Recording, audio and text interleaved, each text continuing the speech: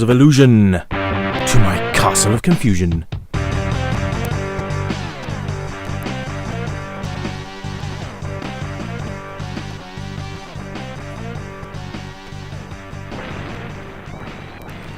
Yes, it's the 2nd of February. It's racing week.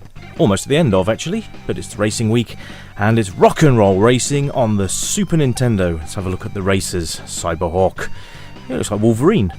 Chewbacca. Yes, some weird Lion-O. And yeah, so we got some quite... and Tarquin. Yes, of course. Of course. Snake Sanders. Okay, so we're going to go with Wolverine or Cyberhawk. And this game is fantastic, I have to say. The last time I played this game was probably in, let's see, Electronics Boutique, years and years ago. But my God, what a game! What a game! As you can probably hear from the soundtrack, it's absolutely wicked. You got licensed tracks, Steppenwolf, Born to Be Wild, and some other very well-known tracks, and a great rendition from the Peter Gunn theme, I have to say. Absolutely brilliant. And this was released on the SNES, the Mega Drive, and there was a PS1 sequel, as far as I'm aware. But this was released 1994, January. It's quite nice, isn't it? Music by Mr. Tim Follin and Jeff Follin as well for the SNES version. Absolutely brilliant. And the music is absolutely amazing.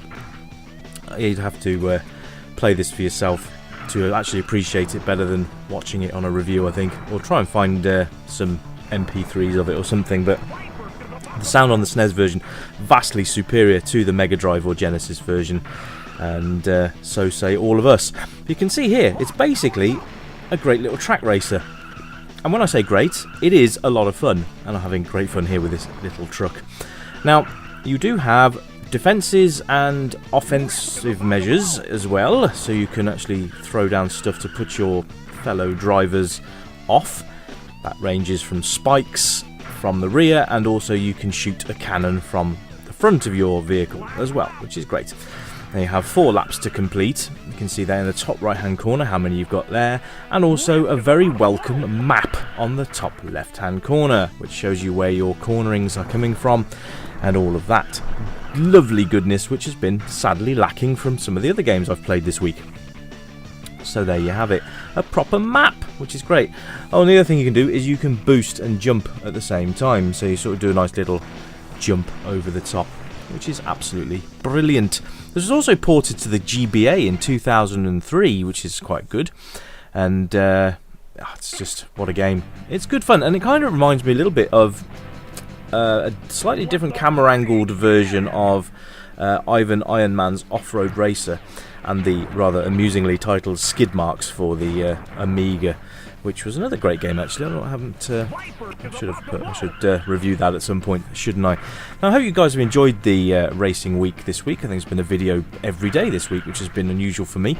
But I think I might do this on occasion, just do like a weekly thing where it's based on a certain genre of game, and just go all out, try and do one every day. But I don't want to obviously do that all the time, so as of next week the reviews will resume back to their normal scheduling, I hope. But you know, I've actually really enjoyed this week. I hope you've enjoyed it as much as I have, and this is probably one of the crowning glories. This is slightly more my type of driving game, to be honest with you.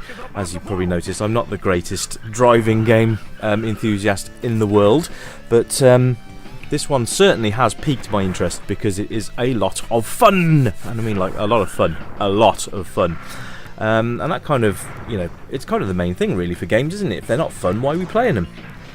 Obviously there are a lot of games out there that I don't like but other people will, so you know, it's all about what really floats your boat and what is your cup of tea, being British and all that. But yeah, this game is rock and roll. You can see there my car is on fire, which means I can't take too many more hits before I actually blow up. So you've got to basically come first, second or third to be able to get your cut of the purse money or the winnings, and then you can upgrade your car. Now you can do that in a series of ways. You've got different armour you can put on, you've got better engines and all that. I'll show you in a sec anyway. There you go, I'm at the top there, and Viper McKay. Now the good thing is you've got a commentator as well, which he's quite vocal during this as well. He'll tell you when other characters are going to blow up. Now here we go, here's the shop, so that would cost me a fair bit of money. I haven't got enough to upgrade anything at the moment, so we'll come back to that later. But it's a good game. It's a really good game, actually. And it's not as unfair as Micro Machines is. If you get left behind, you don't get sort of penalised for it. It's quite a nice little catch-up mechanic as well, so you don't get completely annihilated. Now there's pickups as you go. You can pick up money, and you can pick up armour enhancements, which will repair your vehicle if you have damaged it, like when I was smoking before. So you've got ample opportunity to get your car back on the road. I'm not doing very well on this track, am I? But never mind. I will persevere. I will. You can pick from several vehicles, which you saw at the start, but there's only 2 really that you can afford to begin with. So you've got this truck here, and then there's another sort of 4x4 which you can select as well.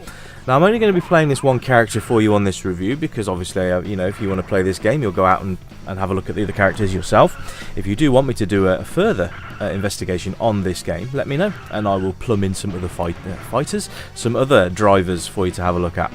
But for the purposes of the review, I'm just going to stick with this one guy. He's pretty fluid, pretty good. He has a bonus to speed and a bonus to jumping according to his profile. So there you are. The tracks themselves are quite nice as well. You can see that this is a fairly figure four. This is a nice figure of 8 track that we're going around now. The tracks themselves vary from planet to planet that you're on as well. Yes, we're racing on planets. Oh, look at that, right next to the finish line, and I blew up. That wasn't very nice. And that guy just nudged me over into 3rd place, so that was very kind of him, but never mind. But there you go. So I've only won 2 grand, which, you know, oh well. It's money, isn't it? So we're going to the next track, get a bit more cash, and then we'll upgrade the car and see what happens on that one. Alright. So the other drivers are fairly aggressive, actually. They will try and stop you by firing at you and dropping those spikes all over the place. Now, the spikes basically will make your car just uncontrollable for a brief amount of time. You can see there's landmines on the track. I believe that's the actual game doing that. That's more the track than it is other players.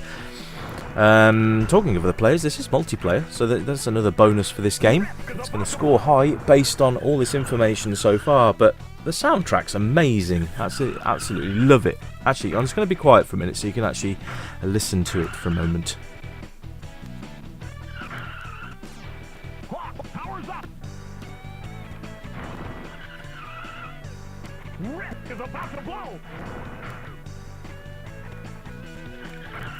Yeah, so Steppenwolf and Born to be Wild. Absolutely love it. And you heard the commentator there actually telling you that other cars are about to explode, which is quite cool as well. So it's not just based on your car, it'll also tell you what your opponent's cars are doing, which is really cool as well. Just what a great little game. And I think if you're into car games, it's worth having a go on this one. It's a very different one to what you probably be used to, which is you're sort of either in the car view or from behind or whatever. But I mean, like Micro Machines wasn't exactly like that either, was it? But yes, I was trying to decide what games to play this week, and I suddenly thought, yeah, Rock and Roll Racing just sounds like what a laugh. And I was right. It is an absolute hoot and a great game. So let's have a look at the equipment now. Let's see if we can buy anything and upgrade our little car here. So we can upgrade the defense there, so we've got better skin there. Now you can push up your charges of these things as well, so you can carry more, which is quite nice as well. Each thing costs gradually more and more to upgrade to the next stage and the next stage and the next stage and so on and so forth until you become literally an armoured killing machine. But means that you can run over things a bit more regularly. They can blast you a bit more without you exploding too quickly. So there's lots of replay value in this as well. Levels are done by a password system, which is quite nice. So with the Game Boy version, it saved itself onto battery backup, but on the SNES and Mega Drive, they had a password system. So make sure that you write those passwords down. There are also a couple of cheats, but I can't remember what they are. But if you want me to tell you what they are, then leave me a message in the comments below, and I will try and sort them out for you.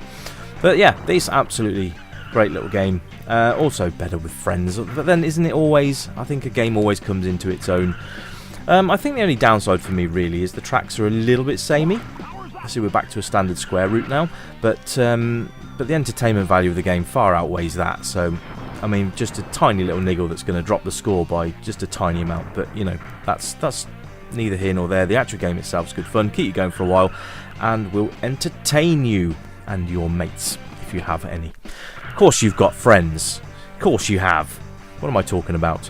Anyway, this has been Rock and Roll Racing on the Super Nintendo, and that was a epic fail. Thank you very much for tuning in. I do appreciate it, and thanks for all your feedback on other games as well. I should be doing a remake of Soulless coming up soon on the C64 in a better aspect. That's due to feedback. So cheers guys, keep it up. So a big hello to you all and a big goodbye to you all now. I shall catch you in the next video. Farewell my friends, goodbye for now.